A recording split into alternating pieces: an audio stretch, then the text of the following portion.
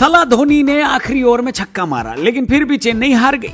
Chennai fans को समझ में नहीं आ रहा है कि कल के मैच के बाद मैं रो या हंसूं, करूं मैं क्या करूं। T20 लीग शुरू हो गई बहुत बढ़िया। ओपनिंग सेरेमनी चौकस, अरिजीत सिंह की परफॉर्मेंस झकास, ऋतुराज गायकवाड़ की बैटिंग माशाल्लाह, मोहम्मद शमी की बॉलिंग लल्लन टॉप, गिल की बल्लेबाजी ने जीत लिया दिल और गुजरात ने जीता मैच सुपर से भी ऊपर। मजा आया। लेकिन अपना दिन तो महेंद्र सिंह धोनी को देखकर बना है। जब आप किसी खिलाड़ी को देखकर उसके फैन बनते हैं तो एक बढ़िया एक्सपीरियंस होता है। वो खिलाड़ी अपने खेल से बार बार आपको चौंका देता है, कभी कभी ऐसी परफॉर्मेंस दे देता है कि फैंस का सीना चौड़ा हो जाता है। वो खिलाड़ी बड़ा होता जाता है, उसके साथ फैंस की फैनगिरी भी बड़ी होती जाती है, लेकिन एक दिन वो खिलाड़ी खेल को अलविदा कह जाता है। खिलाड़ी तो चला गया, लेकिन जो फैन की इमोशनल टेरिटरी थी वो वैसी ही पड़ी रह जाती है। धोनी के केस में भारतीयों के साथ यही हुआ है। ऐसे में जब उनको T20 लीग में देखने का मौका मिलता है तो करोड़ों लोगों की आंखें चमक उठती हैं। उनकी पॉपुलैरिटी का अंदाजा आप इसी बात से लगा सकते हैं कि गुजरात के होम ग्राउंड में पीली जर्सी वाले नीली जर्सी से ज्यादा थे। और फिर जब धोनी ने आखिरी ओवर में आकर वो 85 मीटर का छक्का मारा, ओ हो, फिर तो हम सब टाइम मशीन में बैठकर 2011 में घूम आए। में जब हार्दिक पांड्या ने पहले गेंदबाजी करने का फैसला किया तो उनको अंदाजा भी नहीं होगा कि उन्होंने एक रखी कुल्हाड़ी पर अपना पैर मार दिया। वो कुल्हाड़ी थे गायकवाड़, ऋतुराज गायकवाड़। जब पिछले साल विजय हजारे ट्रॉफी में ऋतुराज गायकवाड़ ने एक ओवर में 7 छक्के मारे थे, मुझे तभी समझ में आ गया था कि ये खिलाड़ी अब व्हाइट बॉल क्रिकेट में धूम मचाने वाला है। ये करेक्ट लड़का है इस घर में। लेकिन पहले ही मैच में ऋतुराज गायकवाड़ सबसे ज्यादा चमक गए, जिसमें बेन स्टोक्स, राशिद खान और हार्दिक पांड्या जैसे दिग्गज शामिल हैं। और वैसे भी जो खिलाड़ी महेंद्र सिंह धोनी को गलत साबित कर दे उसको तो स्पेशल होना ही है। #स्पार्क नहीं है।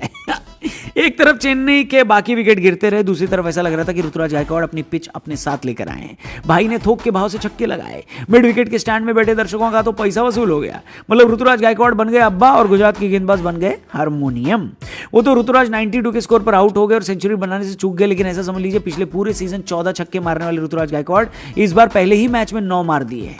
पहले उनकी बेहतरीन पारी और फिर आखिरी ओवर में धोनी भैया की 2 बाउंड्री की मदद से चेन्नई ने गुजरात के सामने जीतने के लिए 179 का ठीक ठाक टारगेट रख। ऋतुराज को छोड़कर चेन्नई के बाकी बल्लेबाजों को रोकने में कामयाब हो गए गुजरात वाले, जिसकी सबसे बड़ी वजह राशिद खान और मोहम्मद शमी थे। और फिर अपने चेज की शुरुआत बड़े अच्छे से करी उन्होंने। शुभमन गिल ने अहमदाबाद के नरेंद्र मोदी स्टेडियम में अपनी पारी का आगाज वहीं से किया जहां पर उन्होंने पिछले साल फाइनल जीतकर छोड़ा था। पहले रिद्धिमान साहा के साथ 37 की बढ़िया ओपनिंग पार्टनरशिप, उसके बाद साई सुदर्शन के साथ दूसरे विकेट के लिए हाफ सेंचुरी की पार्टनरशिप, खुद 36 में 63 की शानदार पारी और गुजरात को बिल्कुल जीत की दहलीज पर छोड़ने का काम शुभमन गिल ने किया।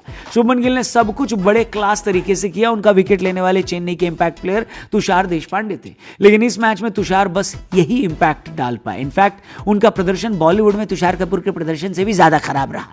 वो तो भला वो पहला मैच खेल रहे राजवर्धन हंगरगेकर का, जिन्होंने 3 विकेट लेकर चेन्नई को मैच में बनाए रखा। एक टाइम पर गुजरात का रिकॉर्ड रन रेट 10 के ऊपर चला गया था। इस टूर्नामेंट में फाइनली चेन्नई वाले गुजरात को हराने के सपने देखने लगे थे, लेकिन ये साल पठान का है।